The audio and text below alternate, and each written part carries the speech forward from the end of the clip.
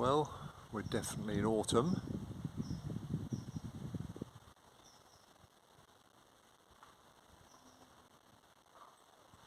Brighter again today, but I seem to have arrived just in time for it to cloud over. Never mind. Seems that everybody else has had the same idea by the looks of it. Hope it doesn't rain. I've brought my waterproof. Oh well, optimism I suppose.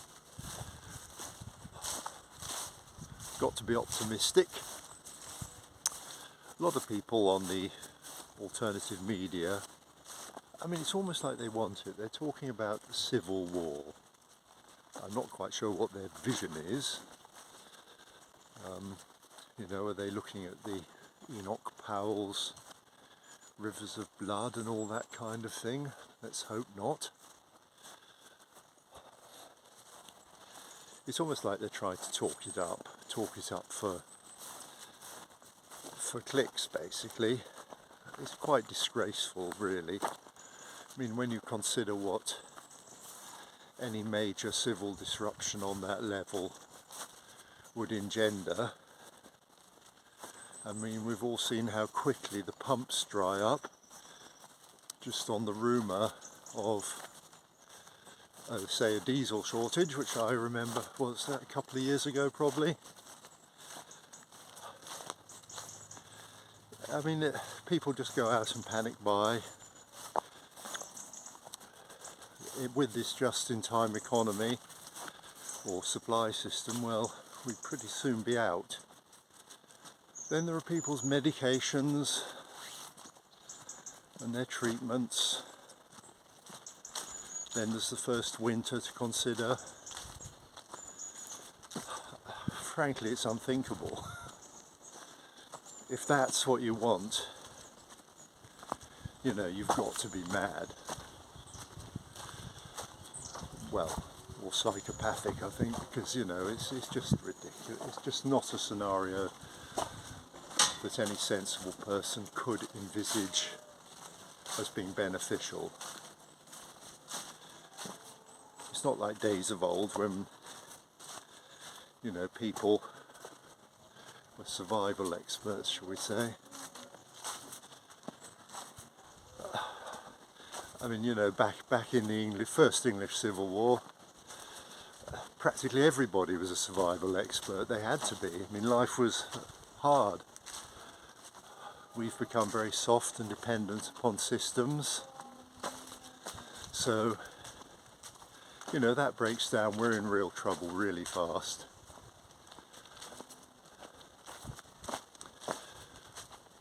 On the other hand, we clearly need a major change.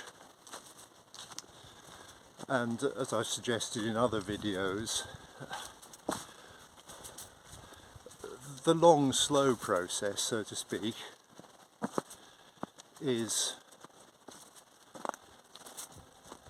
well, that's it. It's the long, slow process.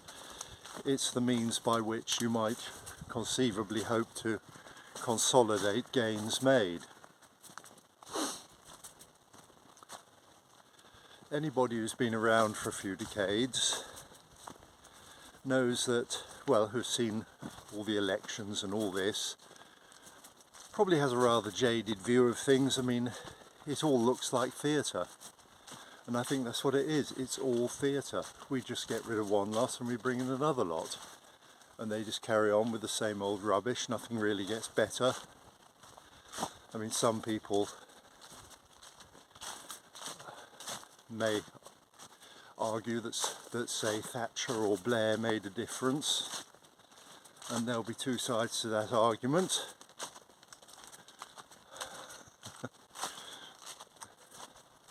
A very heated argument. But basically, the party system really isn't serving our purposes. And I don't think it ever really has, well, certainly not in my lifetime. It's always been the party that offered the biggest bribe, But I mean, basically now they don't even bother to fulfill their promises. Or, you know, you possibly vote them in and they concentrate on the policies that you didn't really vote them in for rather than the policies that you did vote them in for. So they just totally ignore it. So I suppose there is a solution. Well, let's look at the role of government first, or the role of the state. Is it to interfere in every single aspect of our lives? That's what it seems to be trying to do. And I think most people would prefer to make up their minds about things that involve themselves and their family.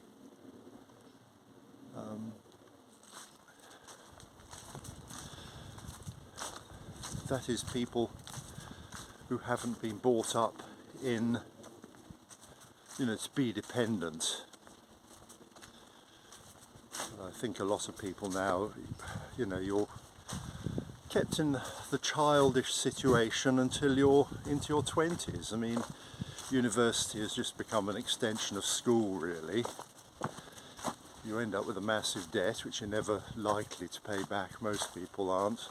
It's just another tax burden, really. But setting that aside,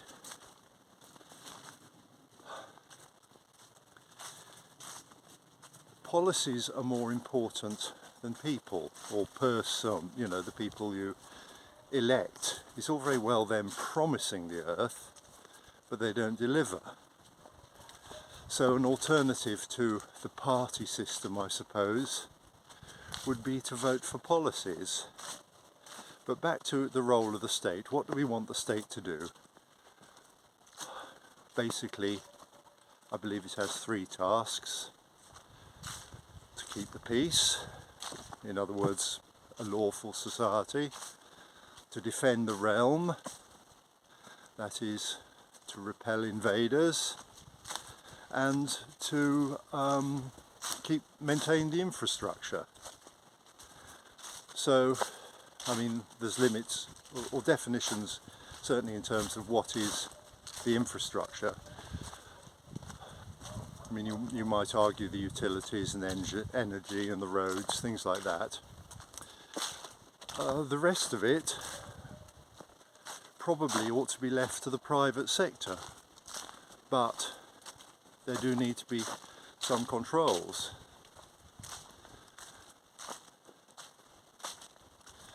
So some people think that perhaps we ought to do things on a much more local level and give the county councils more power or more autonomy. The problem is that, well, the problem as I see it is that they raise taxes and then they tend to have to implement policies or any attempt that they might make to implement policies locally are unduly affected by central government. So you never really get, or only to a limited extent, do they actually transmit or translate your votes, your and mine votes, into action which we actually want. One argument, I suppose, against local government is it often becomes rather prone to nepotism, and you know, people can buy their way. Well, we're talking about corruption, basically.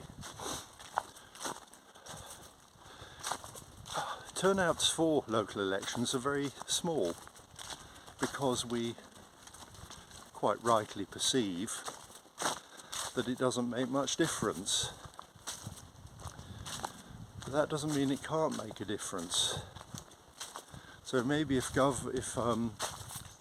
national government minded its own business, we could get to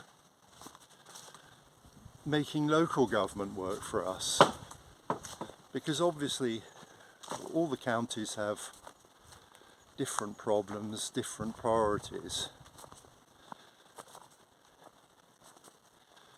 I mean, I think many people don't vote now because they have rightly come to the conclusion that their vote doesn't really make any difference.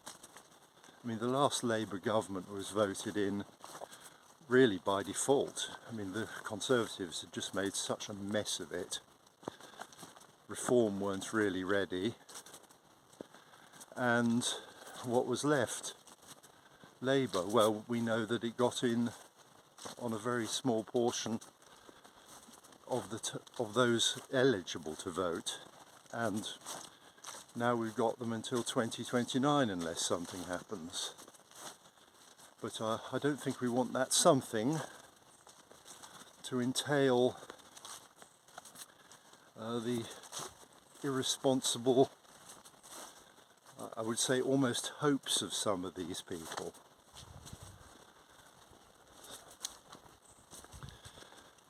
So basically, is there a way forward? I mean, these demonstrations, they're fine.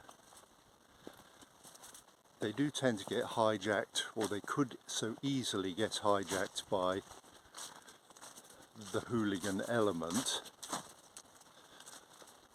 I mean, the police are really the only thing that stands between the people and them, and quite honestly, if the people got really fed up, they could just sweep the police aside without any problem.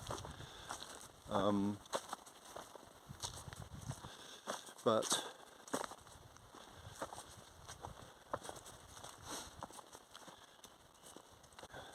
I'm not sure that is the most desirable option, because I think the trouble is with revolutions in general is often you seem to get a worse regime in power than the one that came out. You know, it gets in and people who've been waiting for their chance for power for their entire twisted lives then get in and have a free hand carrying out whatever ghastly policies they consider right.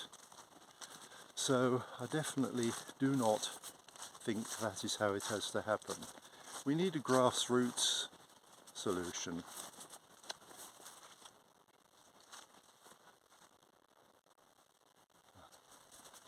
We need a grassroots solution. So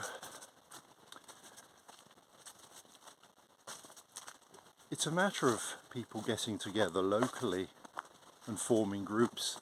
There are various, for instance, council watches in parts of the country. Colchester comes to mind. I think Eastbourne or Brighton, somewhere like that. Anyway, they've got council watches. They try to hold councils to account, both lawfully and morally. Maybe that's a way forward. The thing is that we, the taxpayer, and our forebears paid for the system as it is in money and blood. And so there's no reason why we should just walk away from it. It's been colonised by it's been colonised by people who both have twisted ideas and don't have our best interests at heart. I mean, we know there is a sort of globalist agenda. I think anybody with half a brain can see that. But how do we resist that agenda? I think, as I say, this channel is Make England Good Again, so I look at it from a local point of view, or relatively local, England. No one else is really any of our business. I mean, we are basically a Christian country with a Christian outlook on things, and some people will point out that maybe that's changing, but the fact is that our laws and institutions up till now, or quite recently, have reflected those values. And it seems that a lot of people want to come here to enjoy the benefits of living in that kind of society, which is now being destroyed. And to be honest,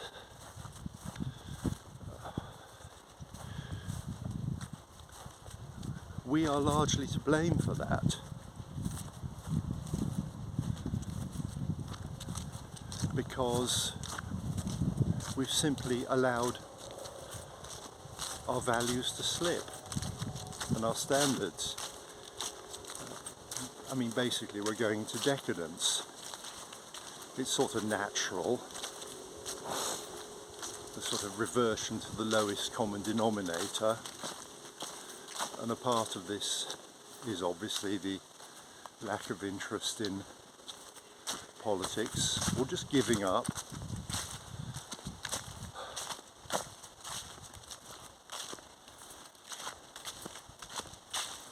Of despair.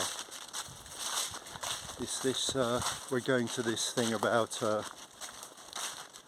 hard times make strong men make good times make weak men make hard times. I can't remember who wrote that. It was actually a fiction writer, but still it's true. I think his name was Kopf. Anyway, it doesn't matter. But I think we can sort of see the truth of that. It's a lot of it is about convenience. Everything has become about convenience. And you know, this appeals most, this is to the lowest common denominator again. On the one hand, convenience is handy if it releases you to do other things. I can understand that. But are those other things worth doing? Is that other thing often simply leisure? I mean, leisure's fine in the short term, and we all enjoy leisure, but we have to pay for it somehow, don't we? Or someone has to pay for it.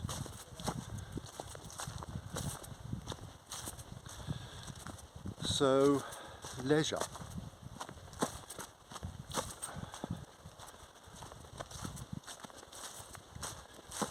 It has to be earned, but convenience. Why can't we carry cash?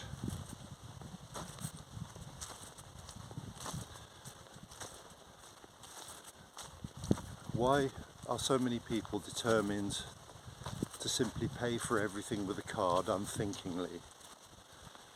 Okay, let's look at the question of cash. Well, first of all, let's look at who said if you have, or worse effective, if you haven't done anything wrong, you have nothing to hide. Who are those words attributed to? I'm sure the older people may know that, but it's Joseph Goebbels, head of propaganda in 1930s and 40s Germany. So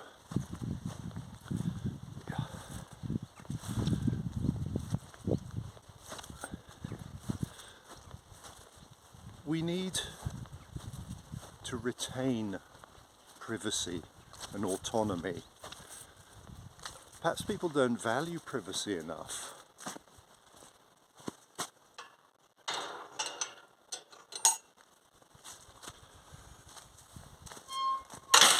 I mean, if you let go of privacy,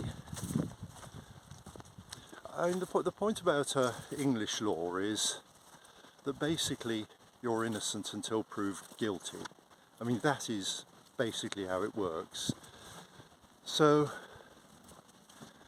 if we apply common law where there has to be a victim, either there is harm or there is loss, then really things are quite obvious.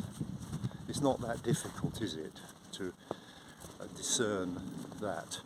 Now, if there's no harm or loss to any other person, why should we not be able to do anything provided we do not cause harm and loss? I mean, obviously the devil is in the detail to some extent, but that's what common law has always been there to work out. I mean, this is the law of, as I understand it, the law of precedent. It's not simply there are rules, you must obey them, this is how much you will pay or how long you will go to prison if you don't. Some of them are crazy in a sense. I mean, every time some individual event happens, politicians feel the need to have a knee-jerk reaction to pretend that they are doing something about it. And this, I would suggest, almost always comes back on more on the innocent than it does on the guilty, because those people who set out with the intention of harming other people or breaking the law basically don't give a damn. You know, they're going to carry a knife or whatever it is. That's their trade. The rest of us may well just carry a knife as a tool and as a convenience, and are never going to, I mean, you know, when I was at school, Boy Scouts used to run around with sheath knives. Well, even Boy Cubs actually. I never once witnessed an incident where one boy threatened another boy with a knife. I mean, they'd have just been seen as, they'd have been ostracised if they'd done that. But anyway, that's just one possible consideration. It's really the quality of the human being that counts, not the thing itself. The bad guys are going to do what they're going to do regardless of the law, because that is their trade, and there will always be people like that, people who want to find the quick and easy way. It may look easy.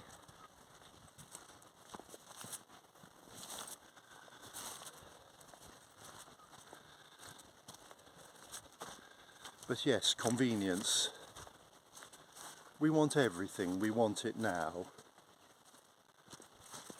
And okay, this is how consumerism works. And we could talk about that, because once again, when I was a boy, something like a washing machine would probably last your whole childhood, and quite possibly be sold second hand onto somebody else. Most of the work in the garden was done with a hand tool. I suppose fly mows just started coming in, and you know, electric mowers and that kind of thing. But basically you also had the benefit of exercise. Okay, you lost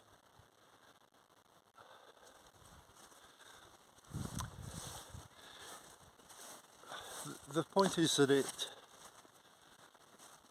sitting around all day in front of a screen, in my opinion, is generally not very good for a human being. I mean, we're still basically moving animals on one level, and you look at the health of the nation and you say, well, has that health improved? Well, okay, but sorry to be boring about being an old guy and when I were a lad sort of thing, but the simple fact is that when I was in a school with about 100 pupils in it, there were probably 2 people that could be described as fatties, and quite frankly they were tiny. They just had a little bit to spare. In my senior school of 360, you could say the ratio was similar. I mean, I was one of the few four eyes as well. The health of the nation, in my opinion, has not really improved. Okay, we were made to do games and exercise. In fact, my day started with 15 minutes of PT in the quad. Every day. If it was raining too heavily, we did it in the gym. Then we went to chapel. So, you know, they were I was well programmed. But it has always left me with an awareness of the value of personal fitness, of not wanting to be dependent upon drugs and so forth for my day-to-day survival. And okay, that may eventually come, but so far it hasn't.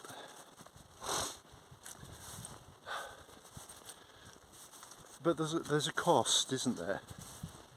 If we want everything completely convenient, we could basically sit at home now. We could have everything delivered. We could have everything cooked for us. We could have our house and garden done for us. I mean, that would probably be, you know, you'd need to be a little bit better off to achieve that.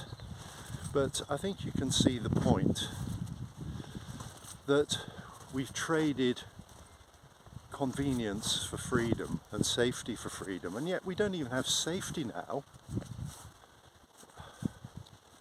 I mean, practically every day, somewhere in the media, somewhere in this country, and say in the Republic of Ireland, which was, you know, previously a very peaceful country.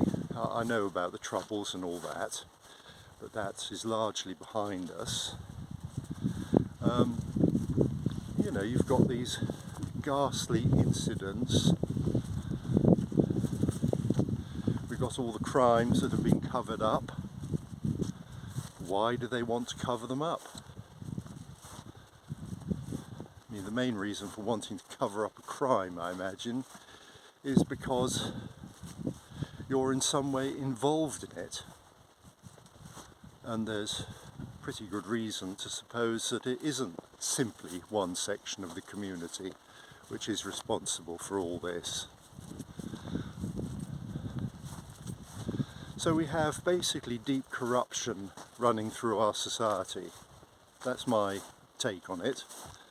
If you feel otherwise and you think it's all golden, well, by all means, put something in the comments.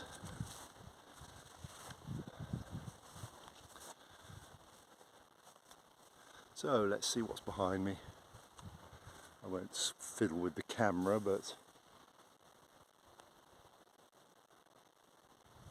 nice open spaces. It's a lovely county, is Herefordshire. I'm not actually Herefordian, but I have been for 25 years now.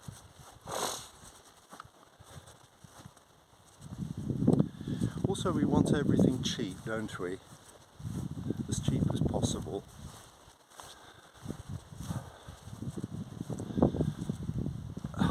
Now another aspect of our modern life is we get a lot of ugly. When I pointed out my surroundings, this wasn't actually in my head, but we have a lot of ugly.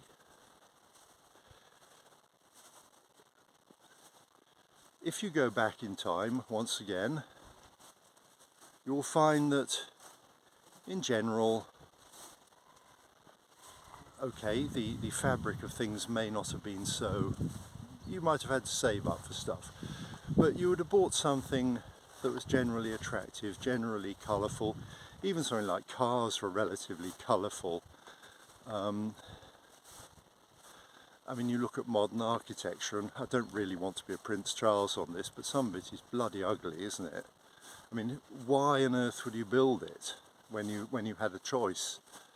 It's like when you walk down the high street and you look at all the chain stores and charity shops and barbers and nail bars, you look up at the floor above that and you see the buildings that were there before, and these were things that were put up with care, pride and craftsmanship generally, though there are one or two.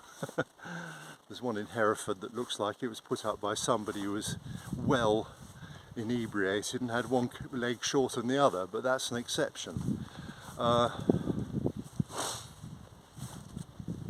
Generally, you could say that aesthetics mattered, and now they don't seem to. I mean, ugliness has crept into every corner of our lives.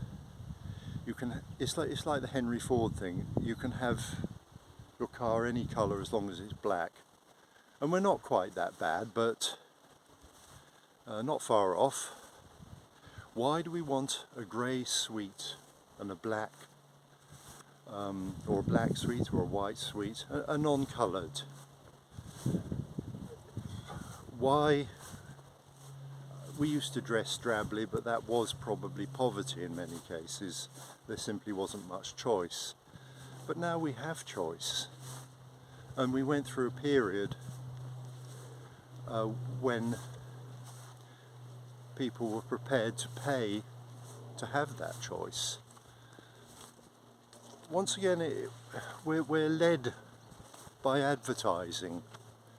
We're led by other people's opinions on things.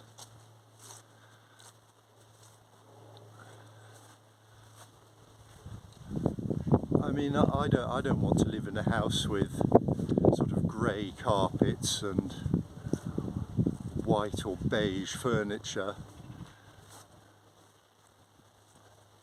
No books, no pictures, just a massive screen on one wall. Perhaps people do want to live like that, and you know, that's their right, shall we say. But how have we come to that?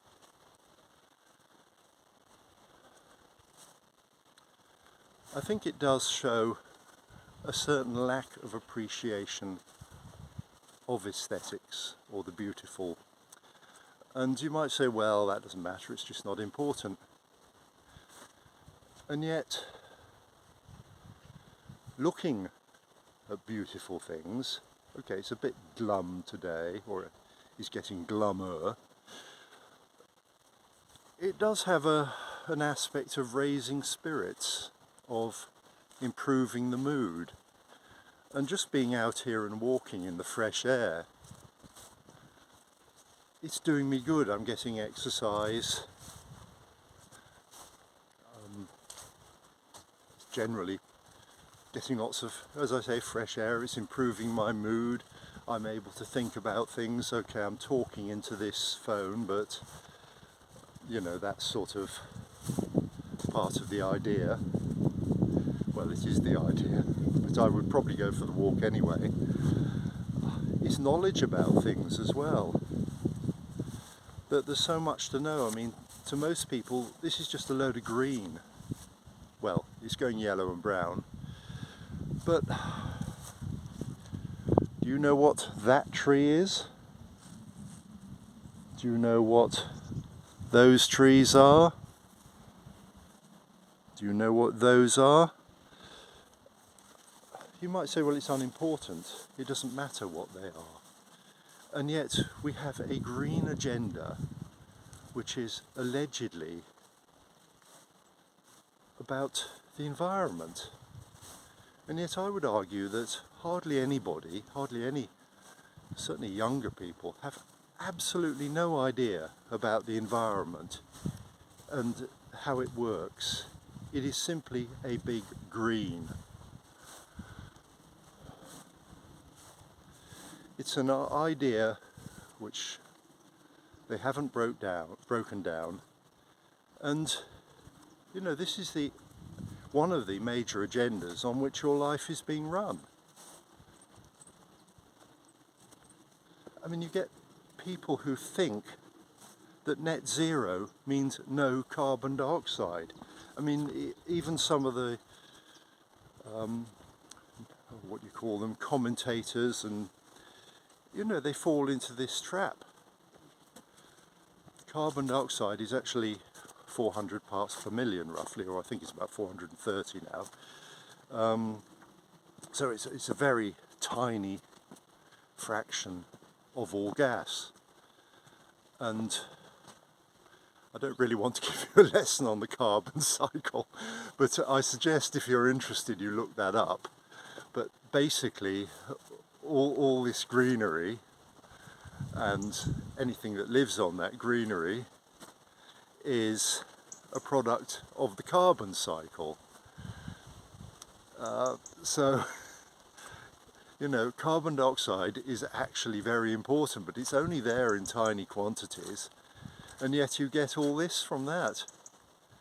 And I believe NASA is showing that actually the rise in carbon dioxide is causing greening in parts of the world which haven't been green for a long time. So, you know, perhaps you need to do a bit of research to find out what lies behind it. But if you don't know, I mean, net zero is basically that you maintain the carbon dioxide at a certain level by compensating for every bit of carbon dioxide you release or whatever for the stuff that you capture. Well, all these trees are the natural way of capturing carbon dioxide. So there you are, look into that, look into net zero. I should say look into electric cars. Of course the batteries we're talking about really, and the resources that are required to do that. So you could start by, a place to start might be Professor Simon Michaud, who is Associate Professor at I think it's the Finnish Geological Society, or Meteorological, or something like that. Look at just what is required to actually install first generation green technology. You will be surprised by the increase in production that is required. I mean, for the copper we need to produce, at current rates we need about 80 years, I believe it is. Nickel something like 400 years. And other metals, I think lithium was something like 7,200 years worth of production. So basically, realistically, we're not all going to have this technology, and it's not going to be everywhere. It's just not possible on that basis. And then perhaps you ought to look up the conditions under which people are mining this. It really comes down to slavery when you look at it. I mean, they basically don't have much control over their pay and conditions, and it's very unhealthy work. So okay, you're getting the nice green things here and you feel very virtuous, and you know, you're sort of feeling the net zero vibe, but meanwhile in other parts of the world you're creating, I was going to say a hellhole, and then I thought Mordor, sort of a bit like Lord of the Rings, where you're despoiling the countryside. The countryside is also, it's not a recreation. It's not a, or it's not, it can be a recreation, but it's also the source of our food. I mean, do you really want your food? Well, another aspect of this, of course, is that industrial farming has its effects. If you farm intensively, there's only so many minerals in the ground which you can remove, which make your plants healthy, good to eat. Okay, you can add fertilizer, but you can exhaust the soil. Perhaps I ought not to go into that.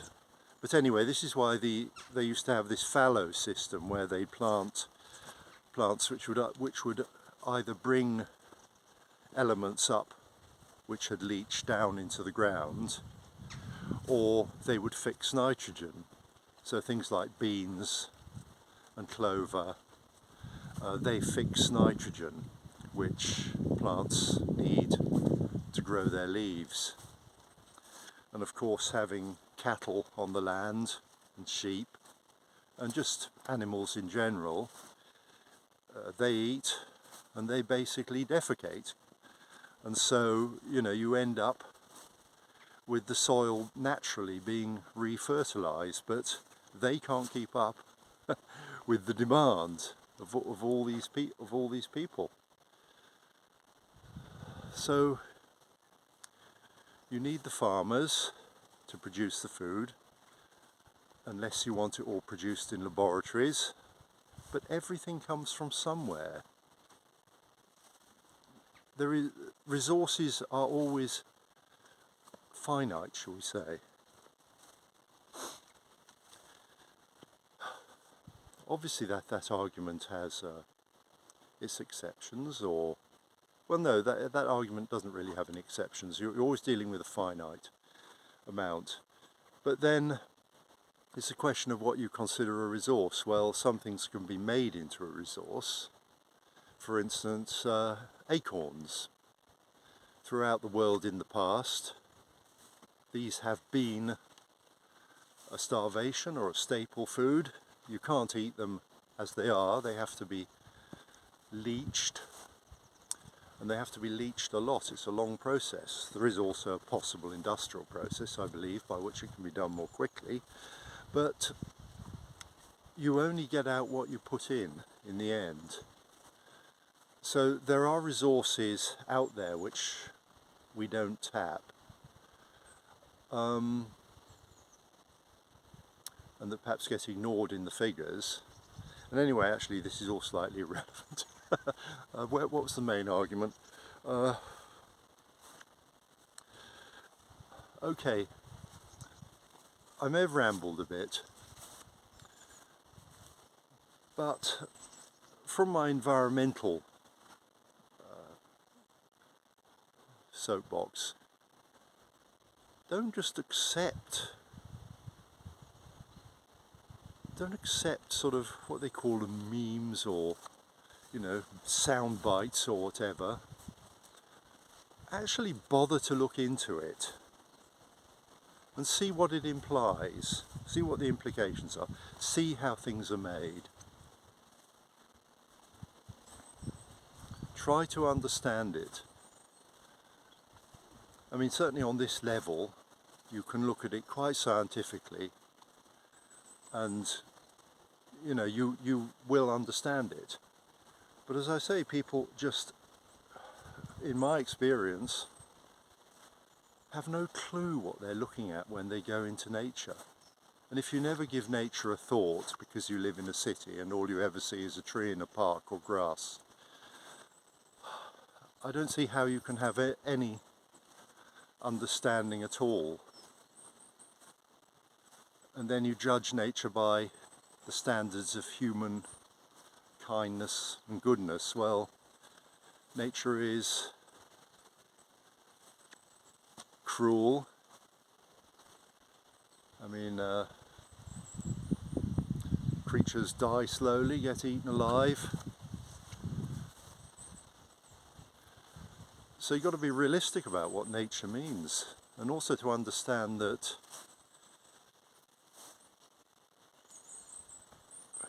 we don't keep cows as ornaments, or sheep or pigs. It's an industry. The countryside is also an industry, and it's a vital industry, and the seas are an industry. But they're also, with the right attitude, they're also a facility for leisure and enjoyment. So when you do go out into these places, make sure that you, well, I shouldn't really be telling you, should I? I shouldn't have to. It's not really my role. You ought to have enough common sense, enough basic, shall we say, decency to treat things with respect. And we've lost a lot of that. We used to take care of things. We used to I mean, many of us still do, sort of respect other people's property and so forth. In some ways we need to get back to that, but we're also in a changing world where we need to deal with new problems and new ways of living. So if you've got here, thank you for watching, and don't forget the golden rule. Do your good turn for the day. Perhaps I haven't done mine yet really. I have to go and find something. Okay, thank you. Bye.